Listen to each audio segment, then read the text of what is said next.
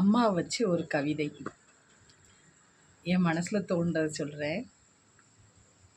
அம்மா, அதுவும் என் அம்மா. எப்படின்னா, இந்த உலகத்தில் எத்தனையோ வகை பாசங்கள் பார்த்துருக்கோம், அன்பு பார்த்துருக்கோம். ஆனால் எத்தனை பேர் அன்பாக இருந்தாலும் அதில் என் அம்மாவோட அன்பு அது ஒரு அதிசயம்தான். அதிசயம்னா அந்த உலகத்திலேயே யாருக்கிட்டையும் இல்லாத ஒரு அன்பு, சுயநலமற்ற அன்புனா அது எங்கள் அம்மா என் மேலே வச்சுருக்க அன்பு. அதுக்கு இன்னொரு உதாரணம் எப்படி சொல்லணும்னா, நான் வெளியே போனவா வீட்டுக்கு எப்போ வர்றேன்னு இத்தனைக்கு பல கிலோமீட்டர் தூரத்தில் இருக்கிறோம். ஆனாலும் அங்கே இருந்தாலும் என்னைய கண்காணிச்சிக்கிட்டே இருப்பாங்க. என்ன வீட்டுக்கு வந்துட்டியா, வரப்போறியா, எவ்வளோ நேரத்தில் வீட்டுக்கு போவ. அதுதான் என் அம்மா. இதனால வளர்ந்தாச்சு. சரி, அவங்க விசாரிக்கிறாங்க. சின்ன பிள்ளையில் நான் அம்மா பக்கத்தில் படுத்திருக்கிறப்போ எங்கடா புரண்டு படுத்துருவோன்னு சொல்லி, புரண்டு கீழே விழுந்துருவோன்னு சொல்லி, எவ்வளோ தூக்கமாக இருந்தாலும் அந்த தூக்கத்துலேயே என் கையை தூக்கி இப்படி கையில் போட்டு நம்மளை சேவ் பண்ணுவாங்க. அப்புறம் காய்ச்சல், அவ்வளோ காய்ச்சல் இருக்கும்.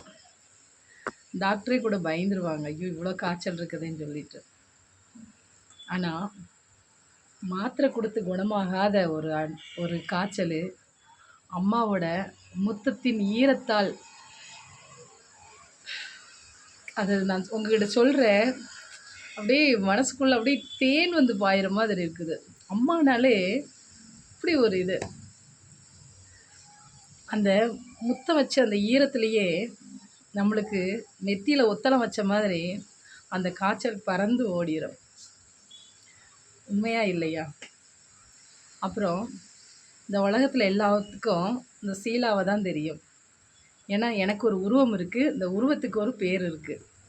ஆனால் இந்த உடம்பு இல்லாமல், இதுக்கு ஒரு உருவம் இல்லாமல், இதுக்கு ஒரு பேர் இல்லாமல், ஒரு ஒரு ப்ரெக்னென்சி ஸ்ட்ரிப் இருக்கு இல்லையா, அதுக்கு ஒரு கோடாக இருக்கையிலேயே என்னை லவ் பண்ணது அது என் அம்மா தான்.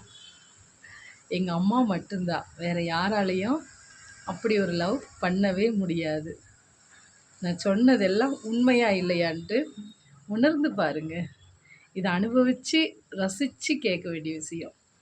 எனக்கு அதை நான் உங்ககிட்ட சொல்கிறேன், என் மனசுக்குள்ளே அப்படியே குத்தாட்டம் போட்டுக்கிட்டு இருக்கேன். ஏன்னா நான் சொல்கிறது எல்லாமே என்னோடய அம்மாவை பற்றி.